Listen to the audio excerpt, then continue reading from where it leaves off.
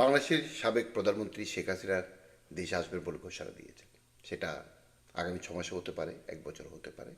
তবে তিনি কিছু শর্ত দিয়েছেন, সেটা হচ্ছে ওনাকে যে বিমানে করে ভারতে নিয়ে যাওয়া হয়েছিল সেই বিমানটা পাঠাতে হবে, তার পাসপোর্ট ফেরত দিতে হবে, তাকে কোন কারাগারে রাখবে সেটা ঠিক করতে বলা হয়েছে, এবং ফাঁসির মঞ্চটা তৈরি করতে বলা হয়েছে। এই ঘোষণা শোনার পরপরই বিএনপি সরকার, ডাক্তার এস এম জাহিদ সম্ভবত, মানে বিএনপি তথ্য মন্ত্রণালয়ের উপদেষ্টা ডাক্তার জাহেদ, তাকে দিয়ে একটা সংবাদ সম্মেলন করিয়েছেন যে শেখ হাসিনা ওনাকে ন্যায় বিচার পাবেন নতুন বাংলাদেশে।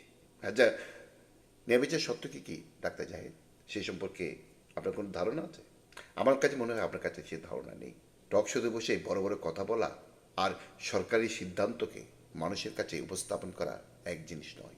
আপনার কাছে ন্যায় বিচারের সত্য হচ্ছে বিনা বিচারে বছরের পর বছর আওয়ামী লীগের নেতা এবং কিছু সাংবাদিক, সুশীল কিছু লোকজনদেরকে, এস এম শাহরিয়ার, আবুল বারাকাত, তাদেরকে আটক করে রাখা। আপনার কাছে ন্যায় বিচারের শর্ত হচ্ছে শেখ হাসিনার নামে ব্যক্তিগত কুৎসা করা। আমি জানি না আপনি কোন ধাতুতে করা, আপনার বাবা মাকে তারা আপনাকে ডাক্তার করেছেন কিন্তু মানবিক মর্যাদা সম্পন্ন মানুষ করতে পারেনি। আপনি সবসময় বলতেন শেখ হাসিনা হচ্ছে ভারতের দাসী। আচ্ছা, দাসী শব্দ অর্থ কি ডাক্তার জাহেদ? আপনি কি সেটা জানেন? হ্যাঁ, ওইটাও জানেন, ডাক্তারি পড়েছেন, পাইটা তো প্রচুর বিদ্যা আপনার। কিন্তু একজন সাবেক প্রধানমন্ত্রী সম্বন্ধে যতটুকু সম্মান নিয়ে কথা বলতে হয় আপনি সেই সম্মানটুকু দেখাননি।